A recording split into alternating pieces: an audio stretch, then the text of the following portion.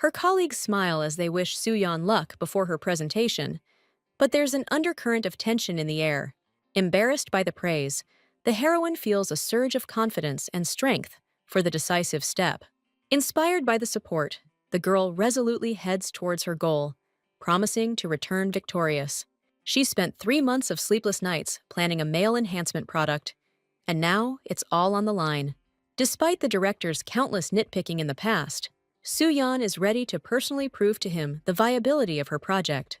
Her boss's unexpected question about her love of raw food catches Cha's assistant off guard with its inappropriately personal tone. The girl was stunned by his insight because he noticed something that she had never said out loud. His predatory gaze and caustic question about salary make the heroine feel defenseless and cornered. Gathering her willpower, Soo-yeon makes a silent vow to herself that this time her plan will definitely be approved. Entering the office, Cha's assistant freezes in the doorway, confronted by the person she least expected to see. Director Kang Tae-ho greets her with a smug grin, as if already anticipating his small victory. With a disarming smile, the young man offers to begin the presentation, with no doubt that it will fail. Soo-yeon's hopes are dashed by the cold disappointment in his voice as he delivers his harsh verdict. His words sounded like a death sentence, demanding that months of her hard work be completely destroyed. Despair gives way to a crazy idea when the heroine finds what she considers to be the ideal model for advertising. In a fit of audacity, the girl declares that she knows the person who will present the product best. Her choice falls on the director himself, because only Kang Tae-ho can embody the desired image. Soo-yeon panics at the thought of this self-absorbed narcissist becoming the face of her campaign. Despite all doubts, the risky adventure turns into a stunning success, exceeding the wildest expectations. The success of the advertising campaign turns Kang Tae-ho into a real star, and his popularity skyrockets. Kang Tae-ho has become an idol for millions, and his flawless appearance in advertisements drives everyone crazy. Now, every girl on the street dreams of marrying the handsome director, whose wealth and status have become public knowledge. Assistant Cha is irritated by this general hysteria because even her own father has become a devoted fan of Tae-ho. The girl is angry at the injustice because everyone attributes the resounding sales success solely to the director's attractiveness. Soo-yeon desperately tries to convince herself that her brilliant plan would have worked without the participation of this narcissistic man. Recognizing that his viral popularity still played a role, the heroine decides to drown out the bitterness of resentment with alcohol. Kang Tae-ho's sudden appearance behind her, asking why she hasn't left yet, takes the girl by surprise. She freezes in shock, unable to believe that the object of her indignation has materialized right in front of her. Looking after him, Soo-yeon seethes with anger because he enjoys the fame built on her plan, which has been changed beyond recognition. The message with the proposal to change the meeting place awakens in her a spirit of competition and a firm intention to defend her right to this success. Driven by curiosity and resentment, Soo-yeon follows the director to a chic outdoor restaurant. Finding herself in a luxurious setting, the heroine feels uncomfortable and out of place. Having gathered her courage, the girl decides not to back down and to order something to justify her presence. She places her order with feigned confidence, trying to live up to the status of the place. The elegant interior distracts her for a moment, and Soo-yeon looks around in admiration. Suddenly, she starts screaming, calling someone a puppy, and she herself is frightened by her own lack of restraint. Her cry attracts the attention of a guy at the next table, who finds himself at the center of a dramatic scene. Cha's assistant becomes an unwitting witness to someone else's quarrel when a girl dumps her boyfriend because of his appearance. The enraged stranger tramples his foot into the floor, venting all her pent-up anger and frustration. Soo-yeon has a hunch that this guy was just dumped, and she imagines a funny picture of what it would be like if Kang Tae-ho were in his place. To her horror, that same guy turns out to be Kang Tae-ho, who with icy calm offers his companion to end everything. Soo-yeon realizes that she mistakenly intruded not on a work meeting, but on her boss's personal date. His jilted girlfriend bitterly reproaches Tae-ho for his insensitivity, while the heroine feels like an awkward eavesdropper. The young man mercilessly declares that he is incapable of falling in love and has lost all interest in her. Humiliated and angry, she blames him, unable to believe that he would so easily shift all the blame onto her. Her rage boils over, and she screams at him to stop acting arrogant like he's the king of the world. The girl throws mysterious and humiliating accusations at him, hinting at problems with his male pride. Cha's assistant is completely confused by this strange squabble, not understanding the essence of their mysterious claims. The humiliated woman leaves, casting a parting curse that he should never be seen again. When left alone, Kang Tae-ho exudes an aura of irresistible sexuality even when he simply sits motionless.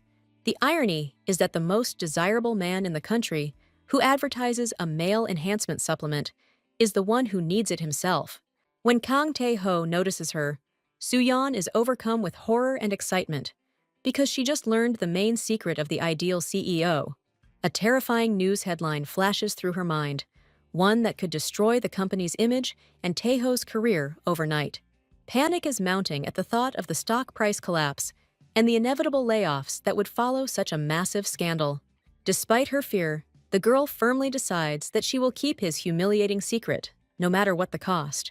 The director's sudden question about why she is here brings her back to reality, causing her to frantically search for a plausible explanation. With a fake, cheerful smile, Soo-yeon tries to defuse the situation, pretending that their meeting was a simple coincidence. She goes all in, familiarly grabbing his hand and remarking on the amusing coincidence that they are both waiting for their companions. Realizing her mistake, Cha's assistant quickly retreats, muttering apologies about the wrong restaurant and wishing him a good evening. After fleeing the restaurant, she bitterly recalls the sumptuous lobster and steak dinner she was never destined to taste. She bursts into hysterical laughter with relief that she won't have to pay for this outrageously expensive dinner. Her imagination was already painting a bleak picture of poverty and starvation in the next month. His caustic remark about her meager income brings the girl back to earth, reminding her of the gulf between them. An offer to pay for dinner in exchange for conversation sounds like a trap that's impossible to refuse. His charming smile and commanding gesture leave her no choice, drawing her into a dangerous game. Kang Tae-ho's smug comment, linking the taste of the food to his presence, makes Soo-yeon both admire and resent him. She tries to enjoy the moment, but his abrupt transition to business ruins the illusion of a pleasant dinner. The heroine feigns naive bewilderment, desperately trying to hide the fact that she understands his hints perfectly well. The young man corners her, directly pointing out that she has witnessed his humiliating secret. Despite her desperate vows, the director's smug smirk makes it clear that he enjoys her fear. His sly question about what exactly she didn't hear catches Soo-yeon off guard, and she freezes in horror. Kang Tae-ho continues to press on her with a predatory smile, enjoying her helplessness and panic. Her pathetic attempt to play dumb fails as he sees right through her poor acting. The young man laments with annoyance that his personal life, which he so carefully guarded, has become the property of his subordinate. Trying to save face, he assures her that his ex-girlfriend's words are complete nonsense, but the tension in the air becomes unbearable. The girl quickly agrees, assuring him that she has already forgotten everything, but her wide-open eyes say otherwise. Noticing a slight tremor in his hand, she is amazed to realize that the all-powerful Kang Tae-ho is actually afraid. Feeling her advantage, Soo-yeon takes a solemn vow of silence to quickly put an end to this tense conversation. With feigned cheerfulness, she says goodbye, assuring him that he has nothing to worry about, and tries to escape. His icy question stops her in her tracks, making it clear that this conversation is far from over. Kang Tae-ho listens to her excuses with a smug grin, enjoying his power over the situation. His caustic question about embarrassment baffles her, because in this empty room, their secret is safely hidden from prying ears. The guy dismissively dismisses the very idea that such nonsense could hurt his pride. Soo-yeon desperately tries to smooth things over, assuring that this is all just an unfortunate misunderstanding, and not a matter of faith. Gathering her strength, the girl declares her loyalty with unwavering confidence, vowing that the CEO will never harm the company. Her unexpected compliment that he is the best man in the company takes him by surprise, piercing the armor of feigned indifference. An explosion of uncontrollable laughter gives way to caustic praise, because he finally appreciated her cunning, worthy of the company's main brain. Having forgotten his past insults, the heroine offers him a deal, promising complete silence so that he will simply leave her alone. The sudden handshake feels like a blood oath, as he declares with searing sincerity that he believes her. As Soo-yeon watches him go, she is shocked to realize that behind the mask of an all-powerful tyrant, there was a worried and vulnerable man. With relief, Soo-yeon thinks that the danger has passed, and now that he believes her, he can calmly return to work. A heavy silence hangs in the car as Kang Tae-ho grimly processes the events of the disastrous date. His assistant Sang-chul asks ironically what happened, because he expected a much more dramatic ending. The cold announcement of a breakup does not evoke any emotions in the assistant, only a bored question about the ex-girlfriend's serial number. The sudden order to keep an eye on Cha's assistant from the planning department catches Sang-chul off guard with its inappropriateness.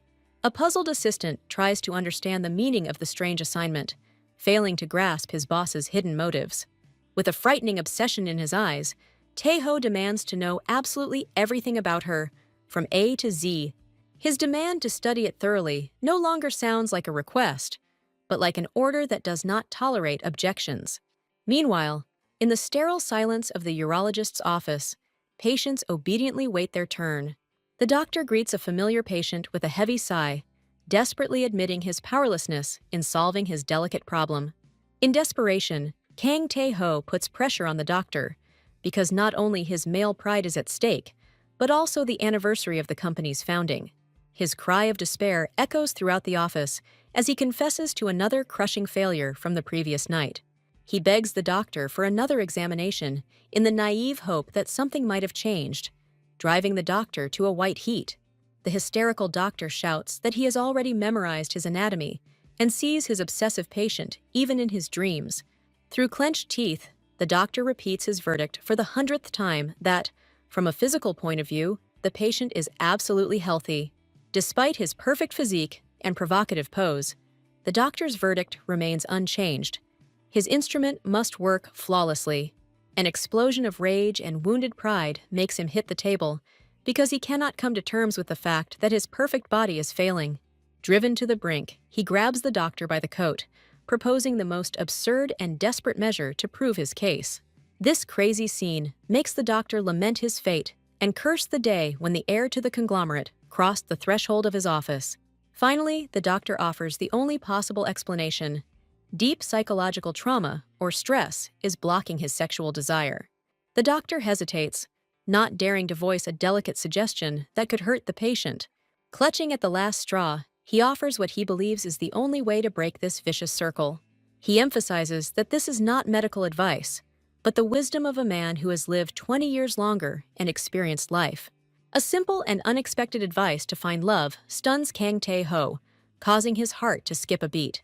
Irritated by this unscientific nonsense, the hero looks with contempt at the man who dares to call himself a doctor.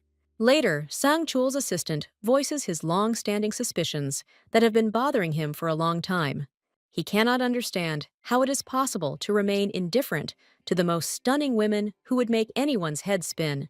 The simple and obvious word, sexual attraction, makes the usually unflappable Tae-ho feel as embarrassed as a boy. The guy sarcastically retorts that he wouldn't have gone to the doctor if he had felt any desire to. His firm and final admission that he never felt anything leaves Sang-chul in complete shock. Sang-chul laments that such an incredible appearance is wasted because of such a piquant problem. In response to a simple suggestion to try falling in love, Kang Tae-ho explodes with sarcasm, because feelings cannot be evoked with the snap of a finger. The assistant does not understand his feigned calm, while the desperation of the situation should have broken anyone. Sang-chul makes him think that it's worth at least trying, because there's already a girl nearby who evokes at least some emotions in him.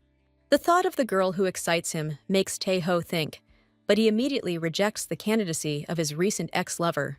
While going through the images of stunning beauties in his mind, he unexpectedly stops at the face of the one he least expected to see in his thoughts. His assistant's question takes him by surprise, because he himself cannot understand why, out of all the possible options, she was the one who came to mind. His quiet admission that there is someone he cares about lights a spark of hope in Sang-chul's eyes. Her words, full of unwavering faith in him, which had struck him so strongly back then, come back to him. Her dazzling smile and the cheeky compliment thrown so easily made him feel vulnerable for the first time in his life. Kang Tae-ho denies his feelings, convincing himself that he is only concerned about this girl because her unpredictability throws him off balance. Trying to escape an awkward conversation, Tae-ho is confronted by his assistant's persistent curiosity, who demands to know the name of the mysterious stranger. Meanwhile, at a lavish anniversary party, Soo-yeon and her colleagues admire the lavish decorations of the hall. The abundance of exquisite dishes on the buffet is amazing, making them forget about everything else. The sudden appearance of a life-size cardboard cutout of the director evokes mixed reactions from colleagues, ranging from ridicule to admiration. Even in the form of a soulless cardboard cutout, Kang Tae-ho manages to look stunning, causing a storm of delighted laughter. A curious colleague catches Soo-yeon off guard with a tricky question about the hidden meaning of their all-powerful director's name. Impatient gossips surround her, eager to learn juicy details, which causes the girl obvious displeasure. A senior colleague's shocking revelation about the ambiguous meaning of his name plunges everyone into a state of spicy stupor. This scandalous detail instantly explains his unshakable self-confidence and the special aura that is felt even when he is simply sitting. The colleague is glad that the new gossip about the director is much more positive than the terrible rumors she heard the day before. Soo-yeon finds herself in the middle of an awkward discussion about whether a man's strength can be determined by his overconfidence. She blushes at the vulgarity of the conversation, because in such a posh place, discussing the size of the boss's dignity is the height of indecency. Desperate to put an end to this farce, the girl urges everyone to enjoy their food, since there is no way to find out the truth anyway. Trying to appear indifferent, she lets out a careless remark about size not mattering, which only adds fuel to the fire. The icy voice behind her, asking whose size exactly they were talking about, made her blood run cold. Assistant Cha stands frozen in mute horror as she comes face to face with the man whose most humiliating secret she was just discussing. Kang Tae-ho watches her panic with pleasure, imperiously demanding to know what exactly their interesting conversation was about. She casts a desperate glance at her colleagues, seeking salvation, but they remain cowardly silent, leaving her alone to be torn apart by the predator. The awkward silence is broken by a colleague's clumsy attempt to save the situation, but the director's gaze is fixed only on Soo-yeon, and he is waiting for an answer from her. Through nervous laughter, the heroine tries to save face, realizing the catastrophic nature of her situation. The appearance of the assistant, reminding him to give a speech, breaks the angry Kang Tae-ho out of his stupor, giving Soo-yeon a precious second to breathe. Behind his charming smile lies an icy warning to be careful with your words in public. His parting words, spoken with a predatory smile, sound like a death sentence, causing the girl and her colleagues to freeze in horror. Colleagues breathe a sigh of relief after narrowly avoiding dismissal, and immediately begin to cowardly shift the blame onto each other. Soo-yeon is left alone with her fear, realizing that the director's anger is now directed solely at her. Depressed and humiliated, she decides to simply wait until his speech ends and run home to forget this nightmare. Against all odds, his performance proves incredibly powerful, once again proving his right to be called a leader. His colleagues, instantly forgetting about the danger, once again admire his beauty, admitting that it was because of it that they missed the entire speech. Filling her plate with food that ordinary employees only see on holidays, the girl feels bitterness at the injustice of everything that is happening. Forgetting all her troubles, Soo-yeon, with tears of happiness in her eyes, decides that she will not leave this party until she tries every delicious dessert. A colleague's call breaks her out of her gastronomic trance, and the girl mentally swears to the director that she will disappear as soon as she satisfies her hunger. In response to the reproach that she eats like a hungry student, the heroine defiantly declares that she will not miss the rare opportunity to enjoy such delicacies. Intrigued by the hint of fresh gossip, Soo-yeon still asks to tell him about it after the meal, unable to tear herself away from her plate. The colleague insists, assuring that it will take a second, but the only thing the girl can think about is how to escape before the next meeting with the director. The story of how Manager Kim framed his subordinate to cover up his own mistake leaves her indignant. Inflamed with righteous anger, she declares that such a blatant injustice cannot be left unchecked. His icy voice, accusing her of yet another gossip behind his back, falls on her like a cold shower, destroying the remnants of trust. Her pathetic excuses are shattered by his angry reminder of how brazenly she had violated his manhood. His crushing accusation of duplicity becomes the last straw, erecting a wall of contempt and resentment between them. Tired of the meaningless excuses, Soo-yeon resignedly decides that since they still don't believe her, she'll at least enjoy the food. His pride is hurt to the core, because this insolent woman dared to simply turn around and ignore his righteous anger. Kang Tae-ho politely accepts his senior colleague's praise for the lavish ceremony, but there's a subtle weariness in his voice. Mentioning the resounding success of the advertising campaign makes him remember not the triumph, but the price he had to pay for it. The admiring cry of the group's leader, Jan, about how he is a real man, sounds like a cruel mockery of fate, stirring up old wounds. Gritting his teeth, the guy forces himself to smile and asks not to talk anymore about this advertisement, which has become a symbol of humiliation for him. The cruel words echoing in his head, branding him a useless man and impotent, make the headache unbearable. In a desperate attempt to regain his composure, he tells himself that he is a perfect creation, a true masterpiece, who should not suffer like this. The unexpected appearance of a subordinate with a plate of sushi breaks him out of the abyss of self-flagellation, but a mask of irritation freezes on his face. While his colleagues are carefree about the photographer, Kang Tae-ho, in excruciating solitude, experiences a moment he would like to erase from his memory forever. His sarcastic comment about the food being more important than the greeting leaves him burning with humiliation. The head of the department's fawning speech about harmony between management and the planning team sounds like a mockery. His attempt to show off his wisdom with the idiom of clapping two hands seems pathetic and out of place. The second idiom about the lantern that should be in front completely irritates the director with its ambiguity. An innocent mention of idioms involving the word stand, which is associated with helplessness, becomes the last straw for Kang Tae-ho. An explosion of uncontrollable rage distorts his face when he perceives his colleague's words as a direct insult to his masculine inadequacy. While everyone around her is laughing carefree, Soo-yeon notices that the director is staring at her with a heavy, accusing gaze. His dark face and quiet but commanding call make her heart skip a beat, foreshadowing the imminent storm. He roughly grabs her hand and leads her away from prying eyes, because this conversation requires complete confidentiality. Alone in the parking lot, he reminds her with cold fury of the broken vow of silence she so carelessly took in the restaurant. Soo-yeon desperately tries to justify herself, assuring that she did not break her promise, and that everything that happened was just an unfortunate misunderstanding. He presses her tightly against the wall, demanding an answer with fury in his voice as to why she was discussing the size of his manhood with colleagues. His paranoia reaches its peak when he accuses her of blackmail, to which the girl resents with offense, not believing that he could think so lowly of her. Gathering all her will into a fist, the heroine firmly declares that he is deeply mistaken in his suspicions. She explains that she was only trying to change the subject when her colleagues started gossiping, but his icy gaze speaks of complete mistrust. The guy repeats her words with a sarcastic grin, making it clear that her pathetic excuses about changing the subject sound completely unconvincing. With deceptive softness in his voice, he demands to know what the conversation was really about, leaving her no room for retreat. Feeling cornered, like a defenseless bird facing a predator, Soo-yeon capitulates to his onslaught with a sigh. Burning with shame, she blurts out that her colleagues were discussing the meaning of his name. Her boldness shocks him, and he covers his mouth with his hand, unable to hide his embarrassed smile, realizing that he had underestimated this fragile girl.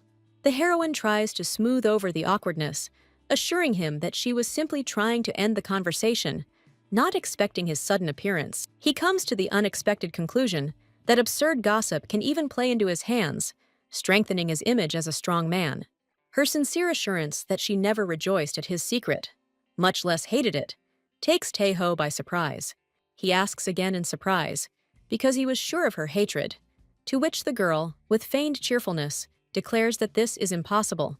His absurd assumption that everything that happened was because of her love for the company and for him personally leaves her in shock.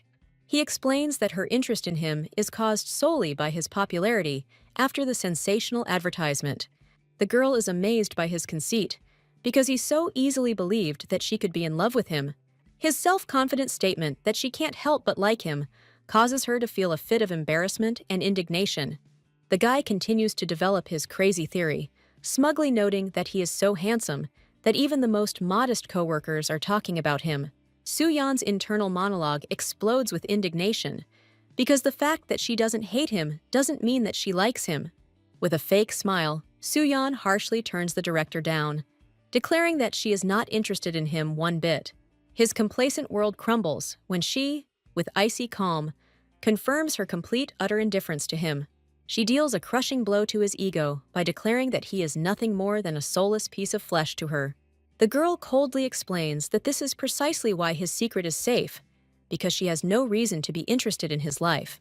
Leaving him completely confused, she leaves, saying as a parting shot that she followed him only because of his agitated appearance and hopes not to return to this again.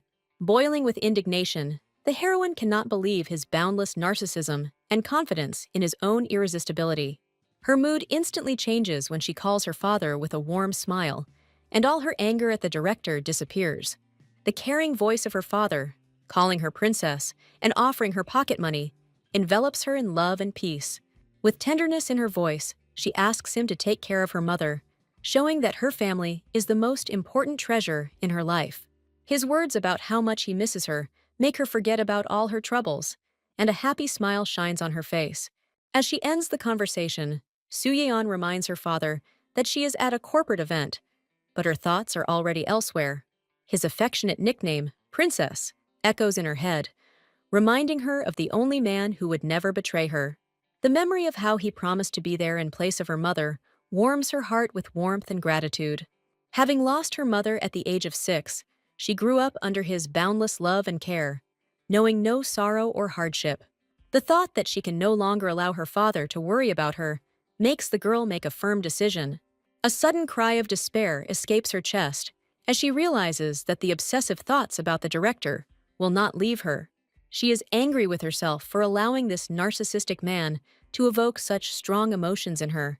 An unexpected question from a stranger about her concerns breaks her out of her own thoughts.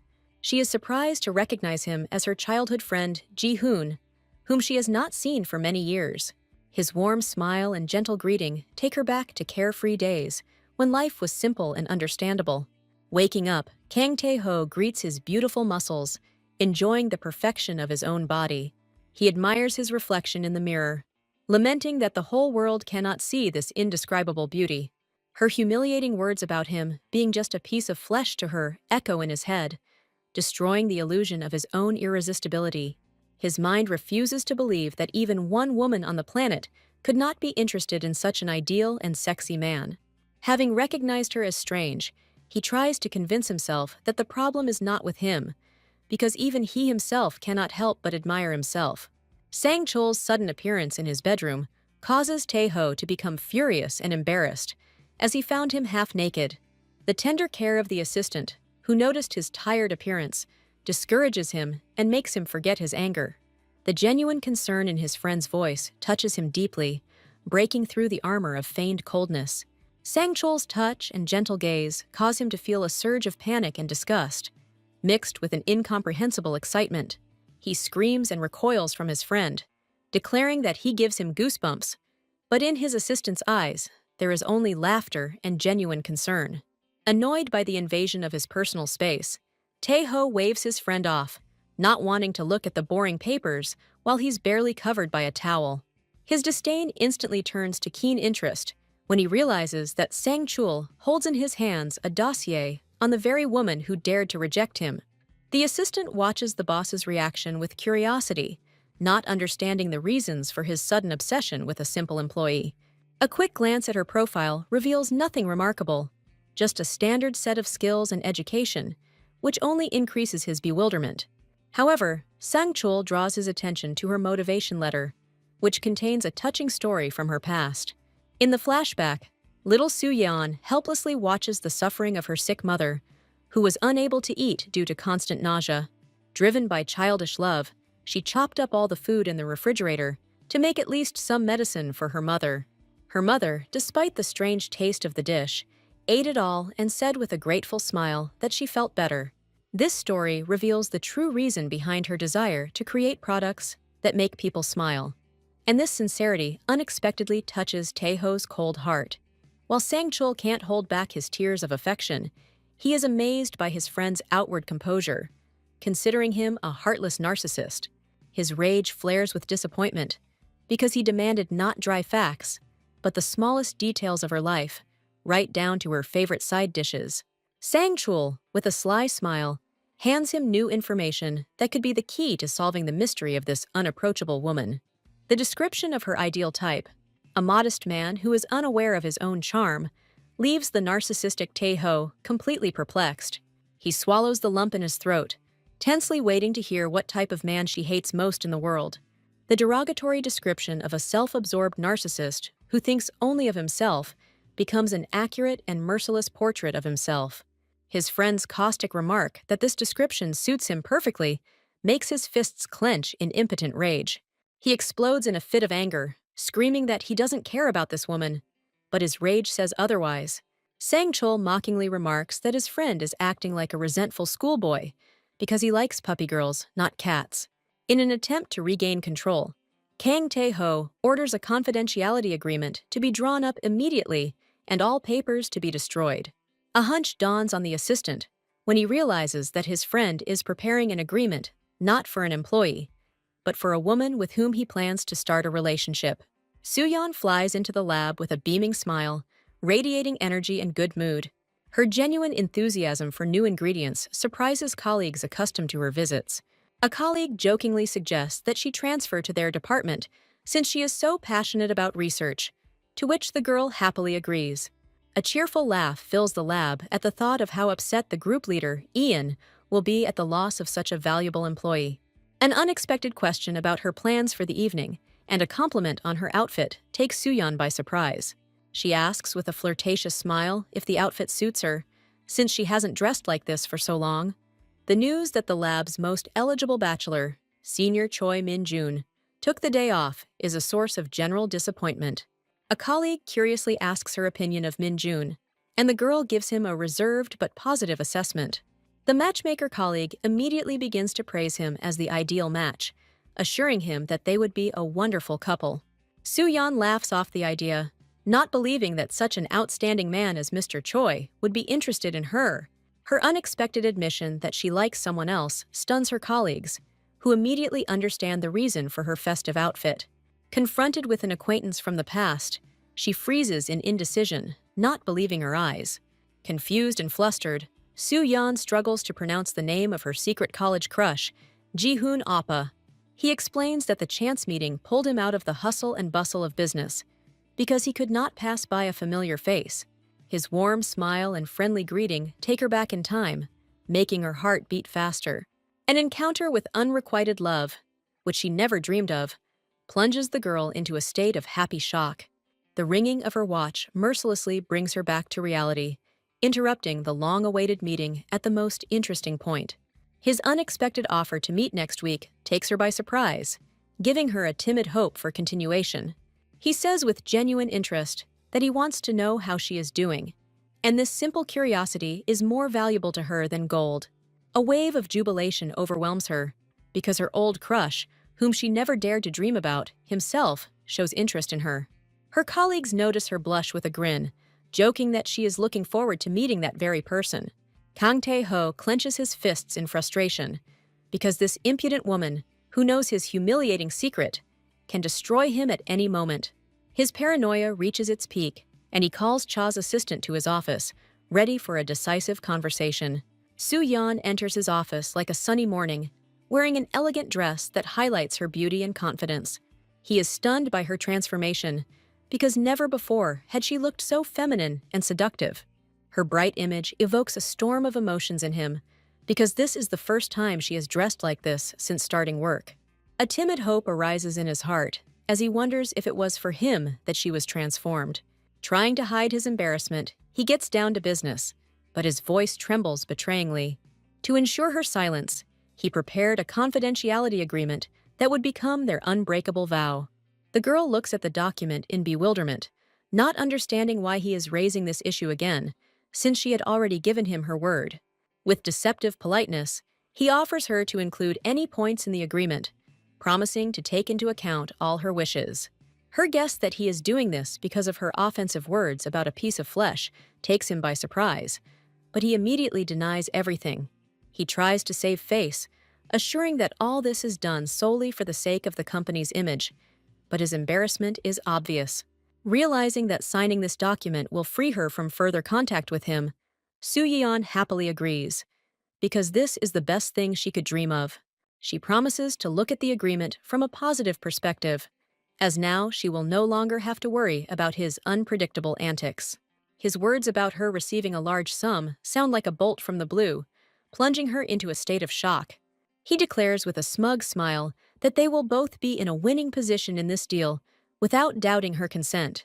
The announced amount of 100 million leaves her speechless, because she will never earn that kind of money in her entire life. She can't believe she's going to get a fortune just for keeping her mouth shut.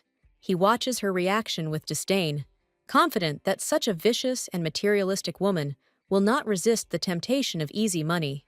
Contrary to his expectations, Soo-yeon decisively refuses the money, destroying his cynical image of her. Her firm statement that she will never take advantage of someone else's weakness sounds like a slap in the face to his mistrust. She agrees to sign the agreement to appease him, but puts forward her own unexpected and uncompromising condition. The girl demands that all clauses regarding monetary compensation be removed from the document, and is only willing to sign it in a new version. To prove her sincerity, she suggests adding a clause about penalties if she breaks the promise. He stops her at the elevator, unable to let her go until he understands the motives behind her strange and illogical behavior. His question about what she really thinks of him sounds almost like a plea, because her actions destroy all his stereotypes. She states with disarming directness that she does not need compensation for not having exposed his weakness. Her admission that working for this company is her lifelong dream, for which she is ready to do anything, reveals to him a new, unexpected side of her personality.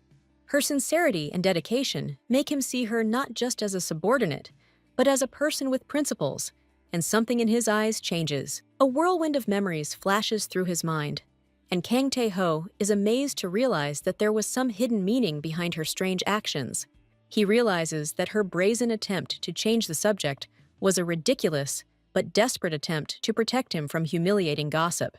Her refusal of money, her anger, her strange concern, all these disparate pieces of the puzzle come together to form a completely new picture, incomprehensible to him. While he stands there, stunned by his discovery, she presses the elevator button in irritation, unaware of the storm she has caused in his soul. An incredible realization dawns on him. It's not just that she takes her work seriously, she genuinely cares about him. Soo-yeon explodes with indignation, unable to understand what is going on in this man's head and how he came to such absurd conclusions. She is seething with anger, because no matter how greedy for money she may seem, she will never accept it from this devil incarnate. The girl decides to forget about her troubles, because today she has a long-awaited date with Ji-hoon, and nothing should spoil this evening. A message from him confirming a reservation at a Korean restaurant melts her heart, because he remembers her preferences. Meanwhile, in the shadow of someone else's happiness, another man faces a financial disaster that threatens to devour everything in its path. Behind the cold calculation lies a cynical plan to exploit a naive girl from the past. His cruel plan is simple: to use her and then throw her away like useless trash. Sang-chul can't believe that Tae-ho is suspicious of a girl who gave up a fortune. Despite his recent hysterics, his friend notices a shadow of inexplicable happiness in Tae-ho's eyes. Tae-ho, with childish stubbornness, denies his hot temper, trying to save face. His absurd statement that all women dream about him leaves his friend completely stupefied. With a smug grin, he walks away, leaving Sang-chul alone with his crazy theories. He convinces himself that such a girl is simply incapable of hating such an ideal man. In his fantasies, she already confesses her love, but he is afraid of what will happen if she falls in love too deeply. A friend's sudden question about a restaurant reservation hints that Tae-ho has a secret plan. His playful compliment about her eloquence only emphasizes the tension in his gaze. The sight of a happy Soo-yeon going on a date with someone else deals him an unexpected blow. It dawns on him that her recent transformation was not for him, but for this guy. Every happy glance of hers, not intended for him, kindles a pang of jealousy in him. The sudden change in his mood does not escape the attentive gaze of his friend, causing bewilderment. He mutters insults at his opponent with contempt, not understanding his appeal. The thought that she prefers this unattractive guy to him hurts his male pride. He tries to convince himself that he has no right to interfere in her personal life. Unable to contain his curiosity, he begins to eavesdrop, denying his obvious jealousy. Meanwhile, in Soo-yeon's world, an idyll reigns, full of delicious food and a long-awaited date. His playful rebuke that they needed a reason to meet sounds like a hint at something more. His words take her by surprise, because she never dared to dream of such a close relationship. Spying on their date, Kang Tae-ho burns with jealousy, not understanding what connects them. She tries to hide her embarrassment behind nervous laughter, afraid to believe his romantic hints. The sudden seriousness in his voice and the gentle touch make her heart skip a beat in anticipation. A whirlwind of hopes flashes through her head, because she is sure that now she will hear the long-awaited confession. The tension reaches its limit as he stutters to utter the most important words. His shocking request to borrow a huge sum of money shatters her dreams. He tells a heartbreaking story about his sick mother, trying to justify his request. She bitterly realizes that she was only the last hope in his desperate search for money. Tae-ho's strange reaction to his request for money makes Sang-chul suspicious. Unable to listen any longer, he rushes off, leaving his friend completely bewildered. Rage blinds him at the thought that she is now with this cunning serpent who is deceiving her. With icy calm, Soo-yeon looks him in the eyes, asking the main killer question. He tries to hide his lie behind a mask of charming awkwardness, but she doesn't believe him. Her straightforward response that she is very upset destroys his pathetic attempts at manipulation. She bitterly reminds him of his own words, revealing the falseness of this date. Her gaze becomes cold and contemptuous, because she sees right through him. She doubts his story, because his carefree appearance does not fit with despair. With pain in her voice, she accuses him of cynically using her feelings. With cold determination, she puts him in his place, because her feelings do not give him the right to deceive. He desperately tries to keep her, not expecting such a harsh reaction to his lie. With false remorse, he admits that he pretended to be cool in her eyes. His pathetic apologies and attempts to evoke sympathy seem to her the height of cynicism and theatrics. The memory of her father's pain at losing his wife makes her heart tremble for a moment. This is the first time she sees him so vulnerable, but doubt gnaws at her soul, whether he is telling the truth. The thought that she might hurt him even more makes her forget the insult. His cynical smirk reveals the true nature of his plan. Women are stupid, and their weaknesses are his weapon. Behind his mask of remorse lies a predator who sees her as nothing more than a naive ATM. She leaves, deceived by his game, and behind her remains a man tired of this lie. The unexpected appearance of director Kang Tae-ho interrupts their conversation, adding a chilling tension. Ji-hoon is astonished to learn that this arrogant stranger is his beloved Soo-yeon's boss. He boldly challenges the director, defending the girl from his rude and unceremonious intrusion. Kang Tae-ho scornfully exposes him, as asking a girl he barely knows for money is the height of baseness. Ji-hoon sees right through him with cold insight, recognizing his acting talent but despising his methods. Deeply offended, the director cannot believe that anyone in the entire country dared not recognize him. His wounded ego demands satisfaction, and he mocks his rival's ignorance. The guy throws accusations of meanness in his face, calling him a snake who plays with other people's feelings. Soo-yeon listens to their argument in horror, shocked that her childhood friend called her boss a snake. An explosion of rage makes Tae-ho grab him by the collar, because he dared not only to interfere in his affairs, but also to see his true face. With icy calm, he exposes his opponent's true colors, mocking his pathetic play. Rage and humiliation push Ji-hoon to a reckless act, and he swings his arm to strike. Soo-yeon's gaze turns steely as a dangerous tiger awakens behind her, ready to fight. He desperately tries to justify himself by shifting the blame onto the director, but she no longer believes him. Her question about why she should believe his every word sounds like a final verdict. With unexpected firmness in her voice, she demands that he stop speaking disrespectfully to the director. Her words about this person being important to her make Kang Tae-ho's heart skip a beat. Stunned by her defense, he tries to understand what is going on, but the conversation has reached a dead end. With feigned magnanimity, he retreats, pretending to forgive his rival for her sake.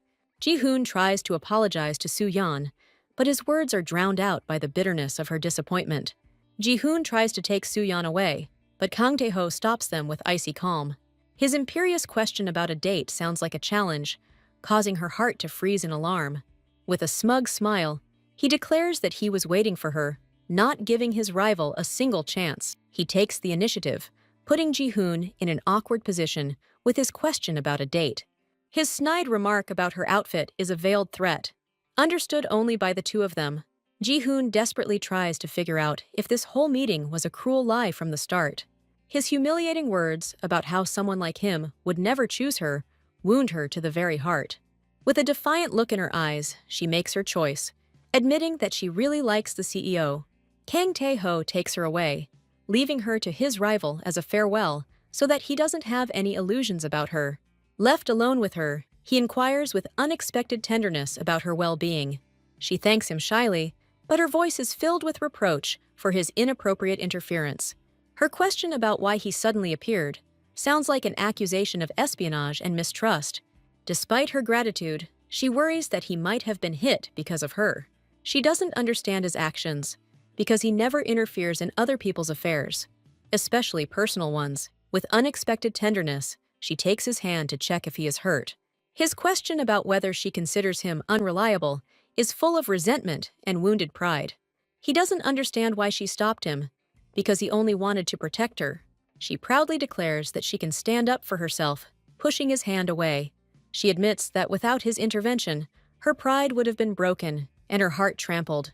Changing the subject, he asks with cold fury why she believed such an obvious lie.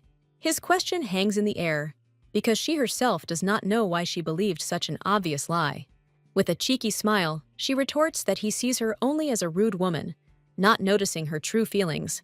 She admits that she lived all day in anticipation of the date, hoping for the long-awaited confession. Her bitter revelation that he only wanted to borrow money sounds like a verdict on her broken dreams. With quiet sadness, she admits that she really liked him, and that the pain is still alive. Memories take her back to the day her friend first drew her attention to him. The image of his handsome Sunbae, surrounded by admiring glances, was forever imprinted in her memory. Her friends unanimously praised him as the most handsome guy in the department, and she couldn't resist. Her excitement and embarrassment were so obvious that her friend could not help but notice her loving gaze. His unexpected concern when he helped her wipe up the spilled juice sparked the first spark of hope in her heart. Kang Tae-ho casually waves off his gratitude, wiping away the traces of someone else's touch from her hand. His question about the reason for her appearance sounds like a hidden reproach, dictated by sudden jealousy. The director scolds her for interfering, trying to hide his fear for her safety. There is a hurt look in his eyes when he asks if Cha's assistant thinks he is unreliable. Soo-yeon explains that she stopped his hand not out of self-defense, but to avoid violence. The girl proudly declares that she is able to take care of herself thanks to her training. He coldly retorts that without his help, she would have become an easy victim of cynical deception. The man mercilessly destroys her illusions, claiming that otherwise she would never have known the truth. His words about broken pride hit home, making her feel stupid and naive.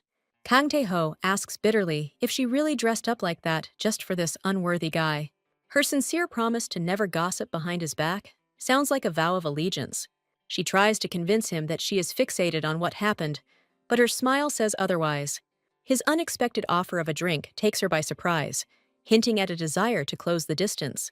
Suddenly, a wave of bitterness and resentment overwhelms her, and she bursts into uncontrollable sobs. He asks with cold mockery why she is willing to give money to someone like her ex. Her brash reply that she didn't ask him to spend money on booze sounds like a challenge.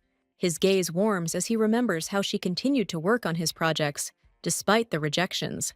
She asks defiantly why he hates her diligence so much, when she only wants to be the best. The girl bitterly declares that she continues to work despite his criticism because she loves her job. His words about such employees needing to be encouraged sound like a mockery after all his criticism. His sudden confession of hatred sounds so unconvincing that it only provokes laughter. She is stunned by his words, because he just admitted that he hates the way she looks at him. He sheepishly explains that, unlike others, she looks him straight in the eye without looking away. Her daring gaze simultaneously irritates and attracts him, causing a storm of conflicting feelings. He cannot understand how one can hate someone, but at the same time passionately desire their gaze. For the first time in his life, he encounters such a strong and incomprehensible feeling that throws him off track. Blaming it on the alcohol, she tries to run to the restroom but loses her balance. He manages to catch her, and she ends up in his arms on his lap. She tries to break free, but he holds her tightly, enjoying this unexpected closeness. Their eyes meet, and the air is filled with an electric tension of unspoken desires. She blames it all on the alcohol, desperately trying to escape the intoxicating intimacy. His smug grin suggests that he has finally felt his masculine strength. The doctor enjoys a perfect morning, looking forward to a calm and productive day. Hearing the name of his most hated patient, his good mood instantly evaporates. The sight of Kang Tae-ho at the threshold of his office sends the doctor into a fit of panic and despair. A happy smile on a patient's face seems like a bad omen to the doctor. His excited cry that he finally succeeded leaves the doctor in shock. The news that another patient had called interrupts their boisterous celebration. The doctor realizes with horror the true reason for this obsessive patient's frequent visits. Kang Tae-ho sheepishly denies that he has found love, calling her just an ordinary woman. He admits with surprise that his body never responded even to the most beautiful women. The doctor, smiling, suggests that it is not just sympathy, but that very tickling feeling in the chest. Kang Tae-ho blames it all on the alcohol, but his eyes show confusion and embarrassment. His desperate question about what to do if his body only reacts to one person sounds like a cry for help. The doctor gives him the only correct advice: to make this woman his, no matter what the cost. Ji-hoon's long message, full of fake apologies, only leaves her with contempt. She bitterly realizes that for him, she was just an easy and accessible target for deception. With a cold smirk, she decides that she is too valuable to go to someone like him. Despite his lies, her heart wavers, because she so wanted to believe him. She is horrified to realize that she has gone crazy if she still doubts his guilt. She tries to convince herself that her rapid heartbeat is just a consequence of alcohol. A colleague notices her agitated appearance and strange behavior with concern. Her attempt to hide her condition behind a fictitious illness raises even more suspicions. The sudden appearance of the elder Choi, with a drink for tiredness, interrupts their awkward conversation. His caring gesture, intended only for her, makes the other employees envious. She shyly offers her drink to her colleague, unsure how to react to such attention. His words about this drink being meant only for her make her heart skip a beat. The colleagues watch this scene with curiosity, trying to understand what is happening between them. They see him as the only one who can compete with the director himself in the fight for her heart. With a warm smile, she accepts his gift, not noticing the pair of jealous eyes watching her. The tender gesture as he opens the bottle for her speaks of his budding sympathy. Meanwhile, Kang Tae-ho stands in the middle of the office with a broken heart and his breakfast spilled. He can't understand why he should keep a woman he doesn't even like. With a grin, he decides that he must see for himself whether her reaction to him was a coincidence. Under the pretext of treating him to sandwiches, he intends to find out what really happened.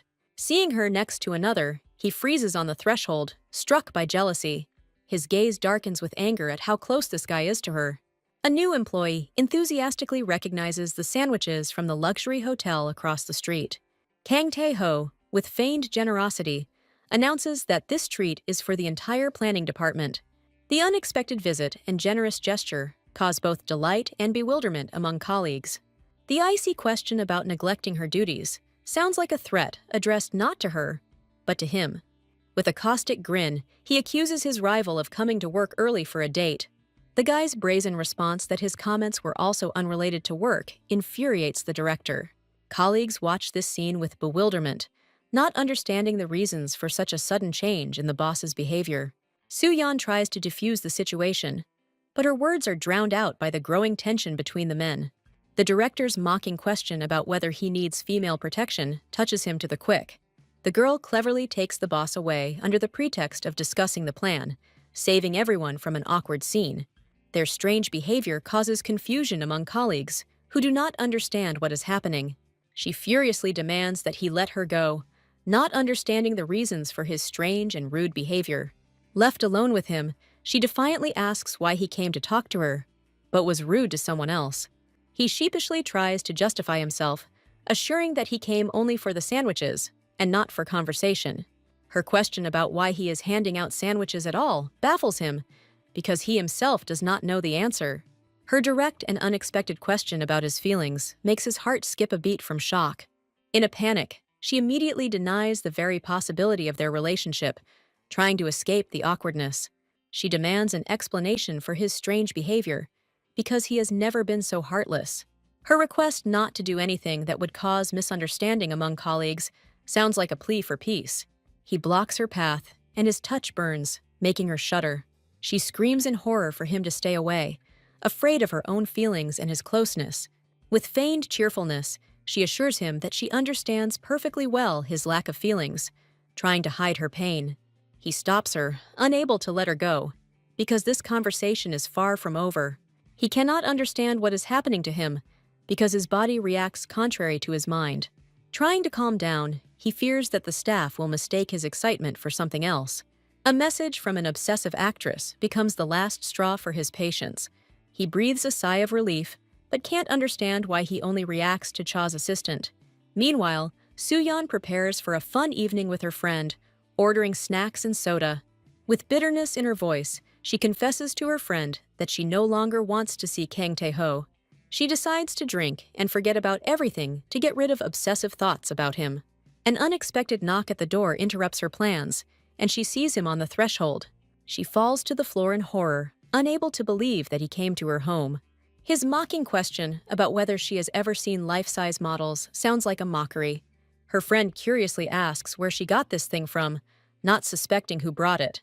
An unexpected visit from manager Park Sang-chul takes her by surprise. She can't believe that the director's right-hand man, Manager Park, is standing on her doorstep. Hanbo Ra, Soo-yeon's best friend and Kang Tae-ho's biggest fan, decides to take action. She doesn't understand why her friend decided to drink again and goes to help her. The dream of getting Kang Tae-ho's photo flashes through her mind, but she is afraid of Soo-yeon's reaction. She is amazed to see Manager Park carrying a cardboard model of her idol. This life-size model, released for the anniversary, takes up too much space. She hopefully asks if she can have this limited edition item for herself. He happily agrees, not knowing how to get rid of her, but he is afraid of the director's wrath. His friend happily accepts his help because her apartment is very close. He is surprised to learn that he is friends with Chi's assistant, and their houses are next door. His suggestion to leave products for the director with her causes panic in Soo-yeon. She is confused by his strange behavior, because usually he behaves completely differently. He quickly apologizes and leaves, leaving his friends completely bewildered. His friend bids him farewell with delight, while Soo-yeon can barely contain her irritation. She is angry at her friend for her fanaticism, because for her, a meeting with his secretary is a real event. The friend asks worriedly what happened, because Soo-yeon looks depressed. With a heavy sigh, she begins her story of recent events. After listening to her story, her friend looks at her with sympathy, understanding the depth of her disappointment. His friend doesn't understand his strange behavior, because he acted as if they were arguing. Her sudden question about whether she is dating Kang Tae-ho takes Soo-yeon by surprise. She denies everything, but her friend is sure that his jealousy is a clear sign of attention. Soo-yeon tries to convince himself that he just feels sorry for her, but deep down, he feels something more. Her friend enthusiastically declares that they are the perfect couple, but Soo-yeon dismisses the idea. With feigned disgust, she declares that she will never be interested in someone like him. Meanwhile, Sang-chul directly asks his friend if he likes Cha's assistant. Kang Tae-ho indignantly denies it, but his friend sees right through him. He tries to convince his friend and himself that he is not interested in her at all, but his words sound unconvincing. His friend grins and remarks that his body says otherwise, hinting at his sudden healing. Sang-chul congratulates his friend with tears of joy, because he never thought that this day would come. He doesn't understand what the problem is, and advises her to just go and confess her feelings. Kang Tae-ho bitterly admits that she is not interested in him, and this thought is unbearable for him. He is in shock, because his mind refuses to believe that someone could dislike him. His friend remarks with a grin that people he doesn't like seem strange to him. Sang-chul sighs heavily as he realizes that he will have to help his hopeless friend. He advises him to change his attitude and understand that he cannot please absolutely all women. The girl's exclamations of delight at the sight of his new advertisement only confirm his irresistibility. Sang-chul asks him to speak more quietly, as their conversation could be overheard. But he doesn't listen. He stubbornly insists that he doesn't like her, but simply needs her, without understanding the difference. His treacherous offer to stay with him for a while sounds like an invitation to a trap. Kang Tae-ho recoils from his friend in horror, not believing the absurdity of his plan. He thinks his friend is crazy for suggesting such a stupid way to get closer to her. Sang-chul reveals her trump card. She lives next door to him, which gives them an advantage. He invites him to move in with him so that he can see her more often and win her heart. Kang Tae-ho dismisses the idea with disdain, finding it too difficult and humiliating. He stubbornly insists that his body is fine and he doesn't need such drastic measures. Sang-chul warns with a grin that he will regret his decision because he is already in love. Meanwhile, Soo-yeon wakes up with a terrible headache, not remembering how much she drank yesterday. She recalls with annoyance that, due to drunkenness, she forgot to pick up a cardboard model of her idol from her friend. Her friend is furious and threatens to charge her for storage if she leaves her things there again. Her naive assumption that they are suitable for each other only irritates Soo-yeon. Feeling squeezed like a lemon, she wanders down the corridor, not noticing anything around her. A colleague's unexpected question about whether she and the director are dating takes her by surprise. Colleagues vied with each other to share their observations, citing their recent quarrel as evidence. His generous gesture with the sandwiches seems to them the height of extravagance and proof of his affection. Rumors that they were seen leaving the emergency exit together leave her in shock. Absurd speculation about an imminent wedding and a rented plane drives her to a white heat. While her colleagues dream of an invitation to a luxurious restaurant, her patience is running out. She bursts into their conversation with fury, forcing the gossips to shut up mid-sentence. With feigned indifference, she declares that she will never marry the director or date him. Her colleague doesn't believe her, because she saw with her own eyes their quarrel, which looked like a lover's fight.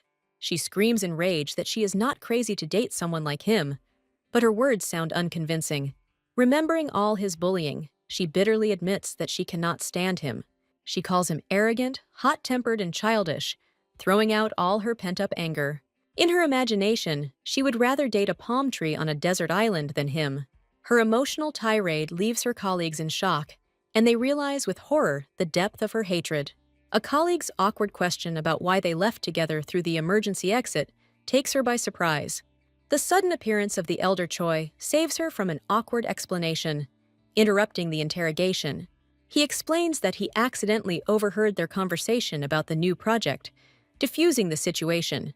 His embarrassed smile when he says it was a business conversation betrays his true feelings. She plays along with him, confirming his words, but bewilderment and disappointment can be seen in her eyes. Her colleagues advise her to stay away from the director, as his popularity could be dangerous. His warning that the scandal could harm her sounds like veiled concern. He comes to her under the pretext of new materials, no longer able to hide his interest. Their suspicious behavior does not escape the attention of their colleagues, who see something more in it. They watch them with curiosity, wondering what interesting materials he brought her. Her genuine delight and curiosity make him forget all his doubts. He admits that he lied about the delivery in order to intervene when he heard her worried voice.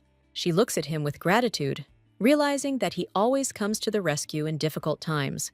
His direct question about whether she is dating him makes her heart skip a beat in alarm. She panics and denies the very possibility of their relationship, fearing her own feelings. His face lights up with relief, because now he has a chance to win her heart. He wastes no time in inviting her to dinner, taking advantage of her moment of confusion. His bold invitation on a date takes her by surprise, but deep down she is jubilant. Remembering her recent conversation with the director, she can't believe what's happening. The idea that the director might like her seems as impossible to her as her own feelings. She happily agrees to the date, forgetting all her doubts and fears. Kang Tae-ho's sudden appearance interrupts their conversation, adding a chilling tension. He approaches them with icy calm, his question sounding like a veiled threat. With a smug smile, he announces that she already has an appointment, leaving her no choice. He announces a surprise corporate dinner, ruining her plans for the evening. His explanation that he had been planning this dinner for a long time sounds like a flimsy excuse. With false politeness, he asks if she would refuse dinner, knowing she wouldn't dare. His words about the product's success being her doing take her by surprise with their unexpected generosity. Colleagues are delighted with the surprise corporate party, hoping for something special. They dream of Korean beef, ready to go out to dinner every day for such a treat. His unexpected presence at the dinner is puzzling, as he never goes to corporate parties. He's angry at himself for throwing this dinner out of jealousy, but he can't back down. The thought that she actively denied their relationship infuriates him even more, adding fuel to the fire. He tries to convince himself to forget about her, but his impulsive actions say otherwise. With false politeness, he apologizes for the sudden dinner, but his gaze is fixed only on her.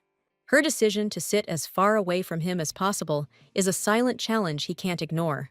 Colleagues vied with each other in expressing their gratitude, not noticing the tension in the air. Stories of Armand's international success sound like a hymn to her brilliant plan. The news of multi-billion-dollar investments and offers from other companies is causing widespread excitement. Everyone around admires her success, but no one knows what price she had to pay for it. She proudly realizes that all her sleepless nights and hard work have finally paid off. He attributes the drug's success to the advertisement in which he himself starred, belittling its merits. His smug declaration that he has become the perfect model only evokes contempt in her. The unexpected admission that Armand's success is not solely his own merit sounds like an apology. He publicly praises her for her persistence, which led to the drug being released. The words that he needs to learn from her how to analyze the market are the highest praise. Colleagues are shocked by such a confession because they had no idea about her contribution to the project. The group's leader, Ian, enthusiastically invites her to sit closer, calling her the star of the evening. The plan to sit quietly in a corner and escape falls apart, and she finds herself in the spotlight. His order not to bother sounds like concern, but she sees it as just another humiliation. He shifts the responsibility of frying meat onto her, forcing her to serve the entire table. The group's leader, Ian, encourages her, saying that nothing is impossible for her. She bitterly realizes that he is abusing his power, making her feel like a servant. The heroine awkwardly tries to hide her embarrassment by engaging a stranger colleague in an awkward conversation about meat. Hope turns to disappointment when the girl realizes that his attention was focused not on her, but on the grill. Her friend's snide comments make the heroine feel ashamed of her own romantic thoughts about the director.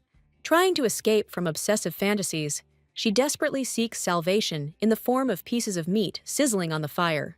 The young man's intense and mocking gaze makes her heart skip a beat with excitement and shame. The guy continues to tease her, and the girl burns with embarrassment because of his incredible observation. His quiet admission that he rarely cooks for anyone imbues the moment with a special intimacy. The director's innocent concern causes her a storm of indignation and an offensive feeling of her own humiliation. The young man tries to dispel the awkward tension by suddenly announcing the start of a wild party. It seems the evening is no longer languid, because one of the colleagues is ready to go all out. Left alone, the young man looks longingly at the empty street, where the corporate party life had recently been in full swing. A dry message on a phone screen leaves behind only a bitter aftertaste of disappointment and missed opportunity. His confused look betrays a whirlwind of doubts, forcing the guy to reread her short apology again and again. At this time, the heroine, with sincere delight and curiosity, examines an unusual larva in the laboratory of the elder Choi. The girl's scientific interest only intensifies when she learns about the incredible healing properties of this small creature. The atmosphere of common cause and scientific passion creates an invisible bond between them, filled with mutual respect. Her innocent question makes him look at her in a new way, and a palpable tension hangs in the air. The girl is confused and surprised by the awe with which her colleague looks at the larva, which is disgusting to many. His passionate story about the benefits of the insect leaves those present shocked and completely confused about his strange hobby. He sadly admits that his obsession seems strange to many, and at this moment he looks especially vulnerable. The unexpected defensiveness and genuine admiration for what others find disgusting takes him by surprise. The girl's words penetrate straight to his heart, making the guy feel for the first time that someone truly understands him. From that very day on, he can't get her out of his head, and this fleeting episode becomes the beginning of his obsession.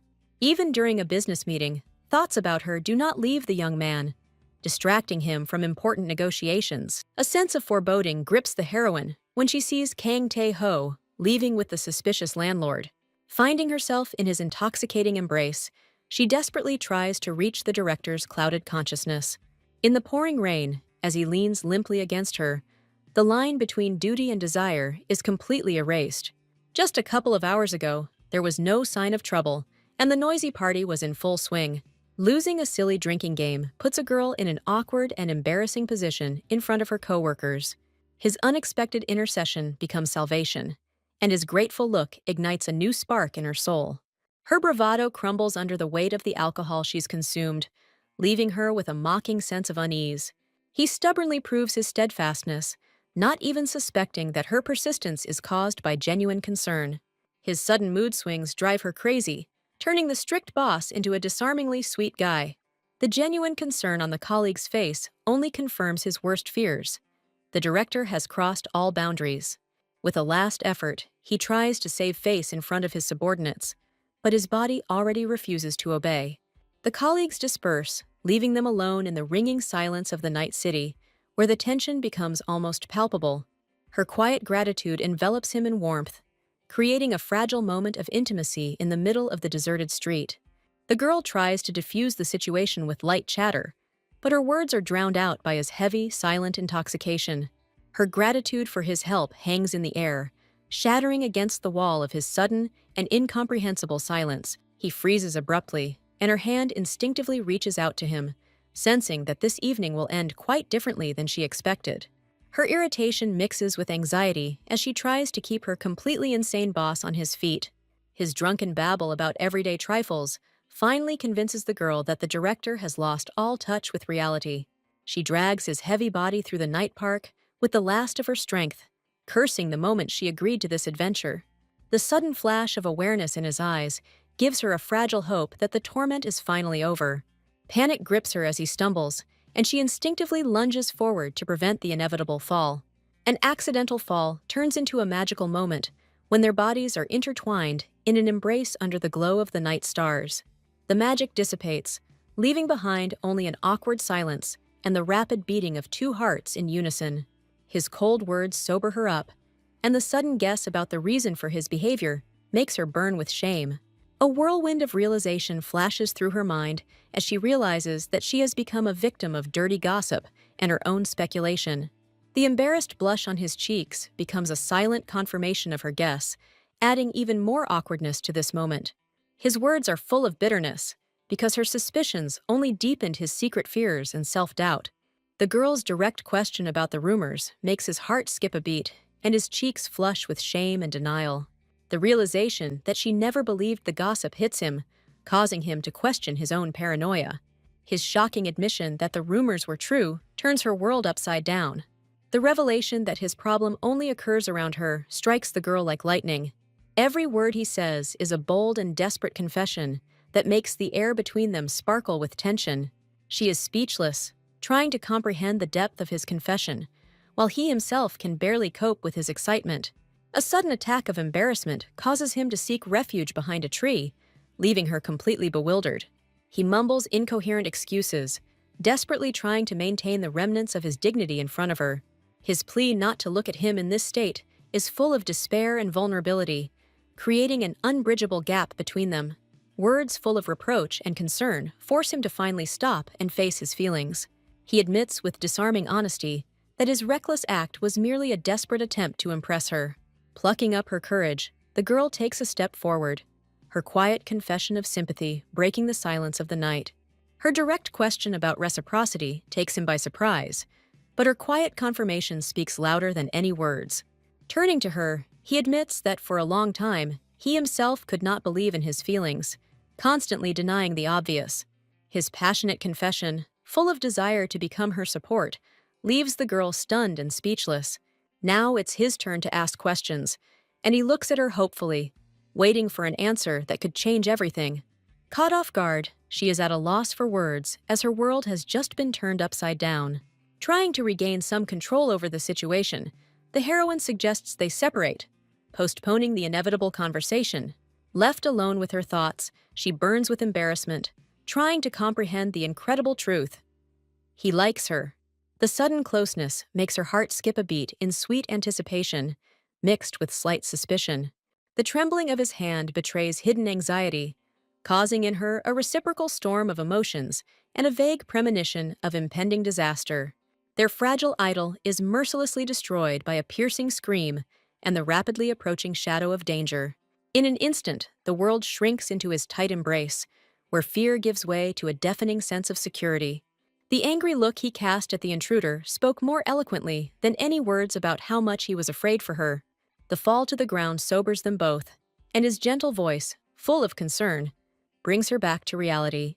Trying to hide her pain and embarrassment, the girl stubbornly insists on her independence, although her body aches treacherously. He decisively cuts off all her objections. His firm intention to take her home does not leave her a single chance to protest.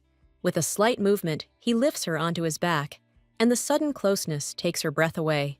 Only when she finds herself in his arms does she realize the full piquancy of the situation, and a panicky fear of being seen together takes hold of her.